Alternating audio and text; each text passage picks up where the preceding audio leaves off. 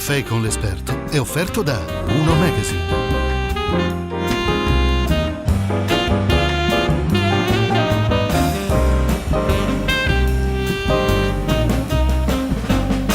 Una nuova puntata di Un caffè con l'esperto qui in Sala Bianca del Caffè Pedrocchi. Sono Claudio Campagnolo e ho il responsabile dell'ufficio tributario ASCOM, il dottor Stefano Traverso. Buongiorno. Quindi un esperto in una materia che senz'altro interesserà chi ha un'attività o chi comunque deve fare una denuncia dei redditi e è scosso dai molteplici adempimenti, caro dottor Traverso, che purtroppo noi subiamo come contribuenti e voi subite come addetti ai lavori.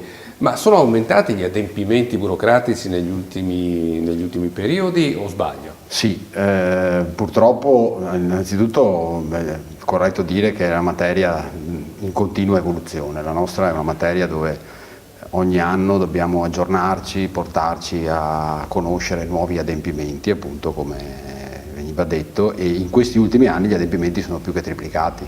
Più che triplicati perché, per fare un esempio senza scendere troppo nel tecnico, però la dichiarazione IVA una volta era un invio telematico, il nostro ruolo ormai è quello di essere intermediari tra il contribuente e il fisco. Tra l'incudine e il martello. Tra l'incudine e il martello, purtroppo sì. E quindi tutto quello che noi trasmettiamo al fisco sono adempimenti, sono cose che peraltro ci impegnano dal punto di vista della preparazione e dell'adempimento stesso, e sono appunto adempimenti sui quali ci mettiamo la faccia e la nostra responsabilità. Quindi il fatto che per esempio l'IVA fosse un adempimento unico fino a un paio di anni fa, anzi fino all'anno scorso in realtà, e adesso sia diventato un adempimento costante nell'anno e quindi si arrivi a 4 invii, già ha quadruplicato il nostro impegno da quel punto di vista. Così come per esempio una cosa di cui si discute proprio in questo periodo, che è lo spesometro. Lo spesometro è un altro adempimento che era annuale, che è diventato quest'anno 2017 semestrale, ma che a regime diventerà trimestrale. Intanto spieghiamo cos'è lo spesometro. Allora, lo spesometro è una comunicazione che si fa all'Agenzia delle Entrate che riguarda la stragrande maggioranza dei contribuenti, quindi con poche categorie escluse, dove si trasmette all'Agenzia delle Entrate tutti i dati delle fatture del contribuente, sia ricevute che emesse. E quindi considerate che per esempio nell'adempimento che è in scadenza in questi giorni, la mole di dati che si trasmettono sono circa 20 miliardi di dati e parliamo dei primi 6 mesi dell'anno in corso. Quindi è un adempimento che, oltre a essere appunto un adempimento che diventa periodicamente più frequente, anche pensate a delle ditte un po' strutturate che hanno anche migliaia di fatture, è un adempimento che nasconde l'errore. Ogni fattura sbagliata, giusto per dare anche questo dato, comporta una sanzione di 2 euro. Pensate a una ditta che ha 20.000 fatture, a cosa può arrivare il mancato invio? Senta, ci sta già venendo l'ansia. Allora io farei un passo indietro e vorrei conoscere meglio l'ospite. Sì. Allora, Stefano Traverso è nato sotto il segno della bilancia, ha 49 anni, e una laurea in economia e commercio a Venezia, fiscalista appunto, è responsabile dell'ufficio tributario dell'ASCOM, grande tifoso del calciopato, e qua mi si allarga il cuore perché insomma così abbiamo una passione che ci accomuna. Ma lei non ha solo la passione per il calciopato, che poi dopo entreremo nel dettaglio, ma è anche un appassionato a Centauro. Sì.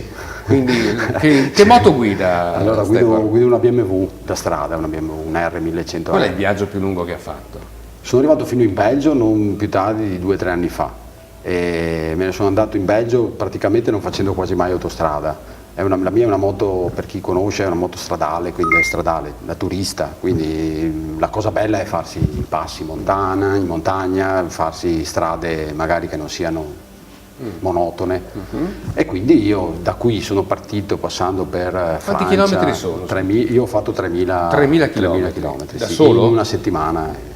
Sì, da solo, un viaggio da solo all'anno me lo faccio sempre. È bello girare con gli amici, però io nella moto trovo anche il tempo per pensare, per riflettere un po', per godermi un po' quello che è l'on the road della. Ma in Belgio in Belgio sono andato a vedere un festival neanche tanto famoso, nel senso che è in una piccolissima città. Ma musicale? Musicale, rock. Sì, rock. Ecco, capite, cioè il responsabile tributario gira con la moto, un vero Centauro, e va a vedersi i concerti rock. Su questo ci fermiamo un istante e torniamo tra poco.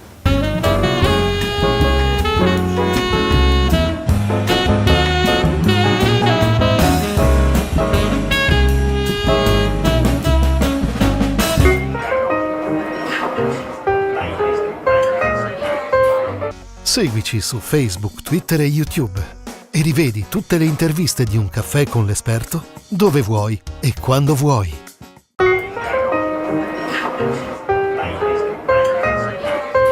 Torniamo in onda, siamo qui con Stefano Traverso, responsabile ufficio tributario dell'Ascom. Ci siamo lasciati appunto così, scoprendo questa passione per la moto, per i viaggi, ma lei è anche un ex alpino. Alpino per sempre. Alpino sì, per sì, sempre. Ah, esatto. Ho fatto il servizio militare. Voi non diventate mai ex, no. Quindi siete alpini Siamo per sempre. provvisoriamente in congedo, no. Al di là delle battute, sì. però alpini si resta un po' anche dopo aver fatto il militare. Ma un insomma. alpino da ufficio o di quelli veri proprio? No, io ho fatto l'alpino vero, ero un battaglione che faceva le operazioni NATO, quindi ho fatto il fuciliere assaltatore, quindi ho fatto l'alpino quello proprio che fa le marce in montagna, che si porta dietro l'MG che al Forse tempo- l'avranno scelta per questo all'Ascom, visto l'impegno un po' pesante che deve sostenere. Torniamo alla sua attività prevalente. Allora, stavo dicendo che questi adempimenti sono triplicati, un mare di carte, di situazioni che devono essere gestite, poi sempre più frequentemente, ma c'è una cosa curiosa, di cui lei mi parlava poco fa fuori onda, che è accaduta lo scorso 20 luglio. Vabbè, direi che si è toccato probabilmente il fondo dal punto di vista della normativa, nel senso che il 20 luglio, allora piccola premessa se posso, la scadenza della dichiarazione dei redditi, come tutti penso sappiano, è fondamentalmente in estate, quindi si arriva l'anno scorso, quello che abbiamo appena passato, aveva una scadenza fissata, abbiamo fatto le corse perché la scadenza era anticipata rispetto agli anni precedenti, il 16 di giugno, ecco, il 20 di luglio è arrivata la proroga della scadenza al 20 di luglio, quindi noi abbiamo avuto un comunicato stampa dell'Agenzia delle Entrate delle 4 del pomeriggio, se non ricordo male, che confermava la proroga dei versamenti al giorno stesso alle 4 del pomeriggio. Avevate 8 ore insomma, davanti, no? Sì, avevamo 8 ore, più che altro è stato un po' difficile gestire chi aveva i pagamenti rateizzati, perché al di là dell'aspetto divertente della questione, poi c'è un aspetto tecnico, chi aveva i pagamenti rateizzati aveva tutte le scadenze cambiate, quindi mettiamoci un attimo nei panni del povero, adesso lasciamo stare, però diciamo dell'intermediario che si trova a comunicare, ed è questo uno dei problemi che abbiamo nel nostro lavoro, comunicare certe cose al contribuente che poi possono cambiare, quindi è un po' come dare delle consulenze, degli aiuti che però sono sempre col condizionale. Per farvi capire con quali, voglio dire, colossi, dinosauri della pubblica amministrazione si trovano a dover interagire, i colleghi del dottor Traverso, lo stesso Traverso, vorrei che lei ci ricordasse ad esempio quel famoso incontro con i dirigenti INPS che si è tenuto un po' di tempo fa a Roma. Vedo che già lei incrocia le braccia. Sì. Allora, la cosa è successa parecchio tempo fa. Era il momento in cui l'INPS lanciava quello che oggi è il cassetto previdenziale. Il cassetto previdenziale è un luogo non fisico ma telematico dove ogni contribuente, ogni cittadino direi, può trovare i suoi dati relativi alla previdenza. Nel lanciare questo cassetto previdenziale che qualche perplessità la dava, più che altro perché la platea di contribuenti che si rivolgono all'INPS o che hanno bisogno dell'INPS spesso e volentieri hanno un'età magari che non è compatibilissima con gli strumenti telematici. Okay? Quindi l'INPS attraverso Confcommercio, che è dove io lavoro, quindi diciamo c'è stato organizzato questo incontro che andava a dipanare alcune questioni tra contribuente e soprattutto collocava noi come intermediari. Allora in questo incontro qua per esempio uno dei problemi che nasceva era come l'INPS poteva comunicare a noi intermediari i dati e le comunicazioni che andavano poi al contribuente, proprio per il fatto che molti contribuenti magari non hanno dimestichezza con il PC o con strumenti similari. Ecco, una cosa che mi ha fatto molta impressione è stata quando l'INPS sosteneva che era già un favore che queste comunicazioni venissero fatte tramite il codice fiscale, perché invece del codice fiscale loro avevano usato il codice azienda. Il codice azienda è un numero abbinato all'azienda che di fatto non conosce nessuno, nel senso non si utilizza mai. E quindi siccome poi i delegati di una realtà come Confcommercio, ma penso anche a qualsiasi altro commercialista, non sono 2 o 3, ma possono essere centinaia, ricevere una comunicazione su centinaia di contribuenti differenziata solo per il codice azienda sarebbe stato un problema. Ma loro esatto, qual era la motivazione? La cosa vera è la motivazione era per un discorso di privacy. Ecco, qui è l'esempio di quando alcune norme vanno un po' a complicare altre norme che sennò sarebbero anche tendenzialmente semplificative. E come direbbe l'INPS, per una questione di privacy noi ci fermiamo qualche istante.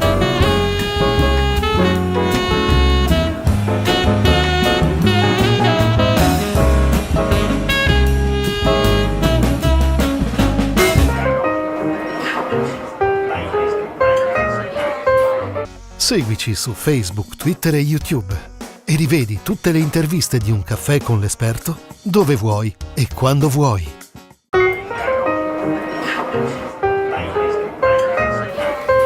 Eravamo rimasti ai paradossi INPS su questa questione della privacy, per cui insomma, come al solito si distribuisce sulle spalle di chi sta a monte tutta una serie di problematiche. Dottor Traverso, le volevo chiedere, ma in Europa tutti hanno bisogno del commercialista? Allora, diciamo che nei paesi europei alcuni sono molto più avanti da questo punto di vista, e per avanti intendo riescono a fare in modo che il contribuente non abbia la necessità di rivolgersi a un commercialista. Perché, scusi, dovrebbe essere un diritto legittimo uno potersi fare la dichiarazione dei redditi. L'Italia da un paio d'anni sta andando in quella direzione, cercando di realizzare la dichiarazione precompilata. Oggi siamo fermi a chi non ha un'azienda, quindi diciamo a chi fa il 730, il modello 730, quindi pensionati, dipendenti, chi ha un sostituto d'imposta. Però la lentezza con cui si va verso questa situazione probabilmente, a mio avviso, è anche dovuta alla complicazione e alla difficoltà della dichiarazione dei redditi, nel senso che in paesi come la Danimarca, per dire, dove il 100% sono dichiarazioni precompilate e il 6% sono quelle che il contribuente varia, perché naturalmente quando hai una dichiarazione precompilata puoi variare quello che ritieni sia da variare, più spese mediche, meno spese mediche, più oneri, meno oneri. Ecco, quindi questo è, diciamo, l'optimum, cioè arrivare alla situazione dove un paese mette a disposizione questo adempimento già fatto al contribuente, il contribuente deve solo inserire eventualmente le variazioni. Questo è l'ottimo. In Danimarca ci si è arrivati ormai da anni, in Danimarca è stata la prima, ho citato proprio l'esempio, diciamo, di riuscita migliore, però ci possono arrivare perché hanno una dichiarazione fatta di 2 fogli. Noi che abbiamo una dichiarazione dei redditi che invece è molto più complicata, molto più complessa, probabilmente ci metteremo molto più tempo ad arrivare lì.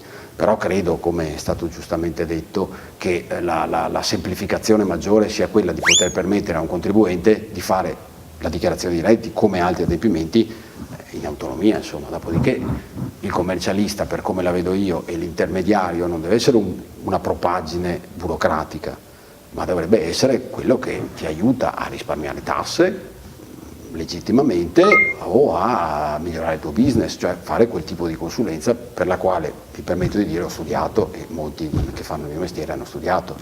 Senta, dottor Traverso, allora sono rimasti parecchi colpi in canna. Io quasi quasi le strappo una promessa di una prossima puntata dove poter andare a chiarire le idee ai nostri amici all'ascolto su alcuni aspetti che sono fondamentali del rapporto fra, appunto, contribuente e fisco. Per il momento ringrazio il dottor Stefano Traverso, che è responsabile ufficio tributario Ascom, e vi do appuntamento alla prossima puntata.